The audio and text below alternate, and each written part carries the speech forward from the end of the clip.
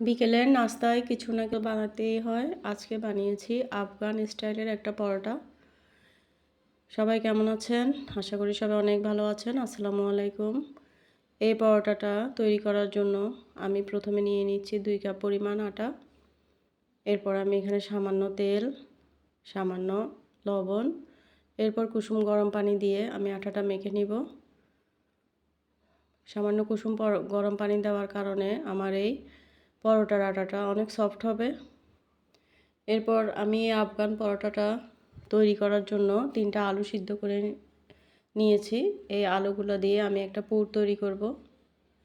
এই পুরটা দিয়েই মূলত এই আফগান পরোটাটা করা হয়। দেখুন আমার আটাটা তৈরি, আমার আলু সিদ্ধটা তৈরি। এবার আমি এখানে আলুর সাথে কিছু উপকরণ মিক্সড করব। একটা পেঁয়াজ কুচি করে নিয়েছি, একটা টমেটো কুচি করে নিয়েছি, 2টা কাঁচামরিচ আর ধনেপাতা কুচি করে নিয়েছি। এরপর আমি ফ্রাই প্যানে তেল দিয়ে একটা ডিমকে ঝুরা ঝুরা করে নিব। এই ডিমটা আমি আমার আলুর যে মিশ্রণটা আছে ওখানে অ্যাড করে দিব।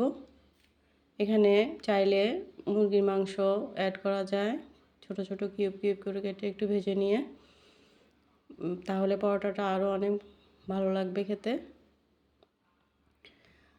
ডিমটাকে এভাবে একটু ঝুরা ঝুরা চামচ দিয়ে ঝুরা ঝুরা করে নেব।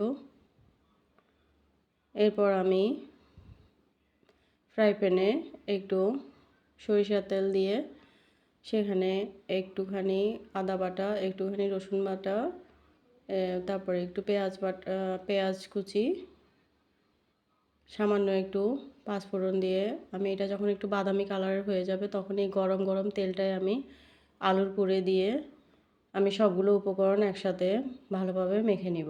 তাহলেই আমার আলুর যে পুরটা সেটা পুরোপুরিভাবে রেডি হয়ে যাবে। দেখুন এখানে একে একে আমি সবগুলো উপকরণ দিয়ে দিব। দিয়ে দেওয়ার পরে আমি সবগুলো উপকরণ যখন একসাথে দেওয়া হয়ে যাবে তখন আমি গরম তেলটা এখানে দিয়ে আমি খুব ভালোভাবে এটা একটু মেখে নিব। এবার আমি ডিমটা দিয়ে দিচ্ছি।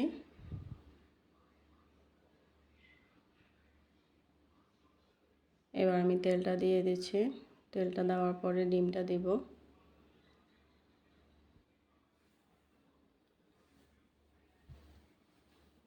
এভাবে যদি পরোটাটা তৈরি করেন আশা করি বাচ্চাদের অনেক ভালো লাগবে। বিকেলবেলার নাস্তা হিসেবে নিজের কাছেও এটা খুব ভালো লাগবে। এটা যদি একটু বাটার দিয়ে ফ্রাই করা হয় তাহলে এটা টেস্টটা অন্যরকম আসে, বা একটু ঘি দিয়ে এটা আমি ভালোভাবে মেখে নিচ্ছি। এটা পুরটা আমার রেডি। আমি যে আটাটা করে রেখেছিলাম সেই আটাটা থেকে আমি এবার আমার পরোটার জন্য আমি রুটি বেলে নিব।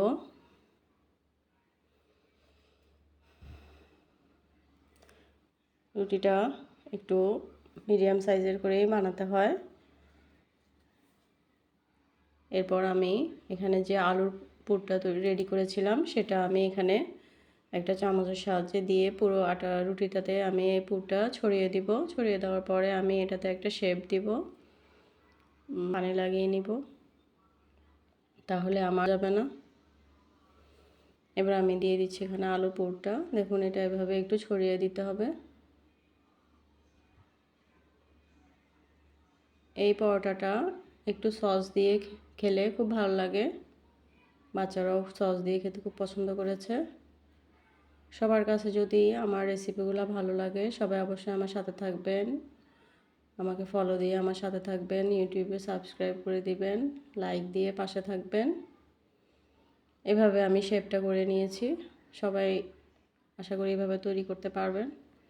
এবার আমি এটা ফ্রাই প্যানে দিয়ে একটু ভালোভাবে এপিট ওপিট ভেজে নিয়ে তারপর আমি তেলটা দিয়ে দিব। তেলটা দিয়ে আমি খুব ভালোভাবে এটা ভেজে নিব।